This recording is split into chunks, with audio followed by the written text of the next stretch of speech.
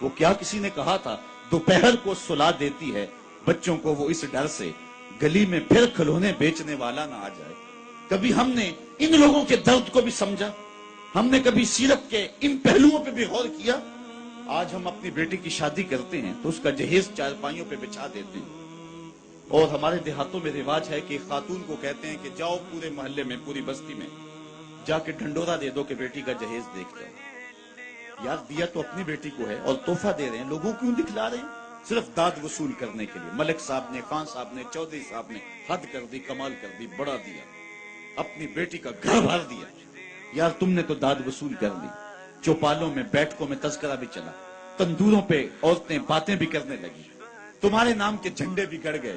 لیکن تم نے نہ سوچا تمہاری بیٹی کا جہیز دیکھنے کے لیے یتیم بچیاں بھی آئیں، تمہاری بیٹی کا جہیز دیکھنے کے لیے اس بوڑھے مزدور کی بیٹیاں بھی آئیں جو صبح اٹھ کر کے مزدوروں والے اڈے پہ جا کے بیٹھ جاتا ہے اور اس کو بوڑھا سمجھ کے کوئی قبول نہیں کرتا، اور وہ کہتا ہے مجھے 10 روپے کم دے دینا، مجھے ساتھ لے جاؤ، لیکن اس کو کوئی ساتھ لے جانے کے لیے تیار نہیں ہوتا۔ جب دھوپ خوب چمک پڑتی ہے اور اسے مایوسی ہوتی ہے کہ اب کوئی لینے نہیں آئے گا، تو وہ ڈبہ لٹکا کر کے روٹی والا گھر جب واپس پلٹتا ہے تو کوئی جانتا ہے اس کے قدم کتنے بوجھل ہوتے ہیں؟ آج وہ اپنی بیوی کو گھر سے نکلتے کہہ کے آیا تھا کہ جو رقم ملے گی اس کا آٹا لے کر کے آؤں گا، اس کا گھی لے کر کے آؤں گا۔ آج وہ خالی ڈبہ روٹی کا واپس جب پلٹا کے لے جا رہا ہوتا ہے، اس کے لیے گھر کی دہلیز نہیں ہوتی، پلسرات ہوتی ہے، اور اندر لوگوں کے کپڑے سی سی کے اور لوگوں کے گھروں کے برتن مانج مانج کے اپنے جہیز کی چیزیں بنانے والی بیٹیاں جب اپنے باپ کو یوں آج بھی خالی آتا ہوا دیکھتی ہیں تو جو کچوکے ان کے دل پہ لگتے ہیں اس کا مداوع کس کے پاس ہے؟ تم نے تو داد وصول کر لی، لیکن تمہاری بیٹی کا جہیز دیکھنے کے لیے اس مزدور کی بیٹیاں بھی گئی۔ تارا ٹوٹتا سب نے دیکھا، یہ نہ دیکھا ایک نے بھی، کس کی آنکھ سے آنسو ٹپکا، کس کا سہارا چھوٹ گیا۔ کاش کہ ان درد مندوں کا بھی ہم نے حال پوچھا ہوتا اور ان دکھیوں کے رشتے ہوئے زخموں پر بھی ہم نے مرہم رکھی ہوتی اور حضور کی سیرت کے پیغام کو ہم نے سمجھا ہوتا، اور ہم اپنی معاشرت اور اپنے ارد گرد کے ماحول کے اندر ان چیزوں کو، اپنے محلے اور اپنی گلی کے اندر ان چیزوں کو دیکھا ہوتا۔ صاحب رات کی تنہائی کے اندر غریب کے گھر میں جا کے جو ہے وہ پیسے پھینک آنا، یہ بہت مشکل کام ہے، اس سے معاشرے میں داد نہیں ملتی ہے، لوگ جو ہے وہ اخبارات میں اشتہار نہیں چھپاتے ہیں، یہ مشکل کام ہے، اس لیے انسان اس مشکل گھاٹی نہیں چڑھتا ہے۔ اللہ تعالیٰ سورۃ البلد میں ارشاد فرمایا فَلَقْتَحَمَ الْعَقَبَةَ وَمَا أَدْرَاكَ مَا الْعَقَبَةُ فَكُّ رَقَبَةٍ،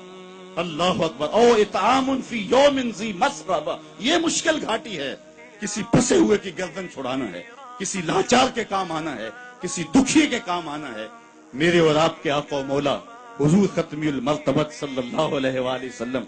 عید پڑھنے جا رہے ہیں، راستے کے اندر ایک یتیم بلکتا بچہ دیکھا، حضور رک گئے، سر پہ شفقت کا ہاتھ رکھا، پوچھا بیٹے آج عید کا دن ہے تم رو رہے ہو؟ کہا میرا باپ فلاں غزوے میں شہید ہو گیا،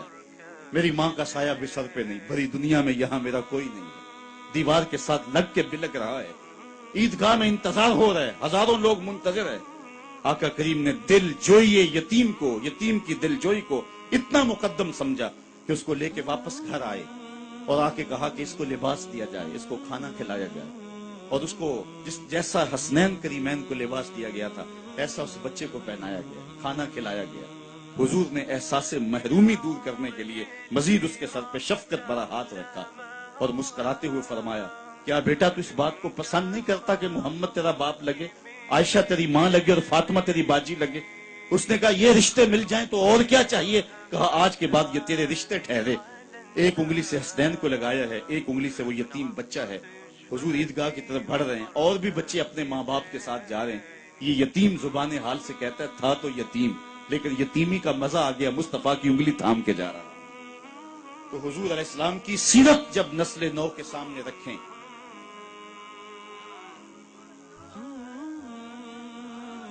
آج سسکتی انسانیت کی بات ہوتی ہے تو آج دنیا اس کی بات کرتی ہے، تو آئیے اپنے آقا کی سیرت کو اس روپ کے اندر دیکھیں، پڑھیں اور اس کی خوشبو کو پھیلائیں اور نسل نو کو بتائیں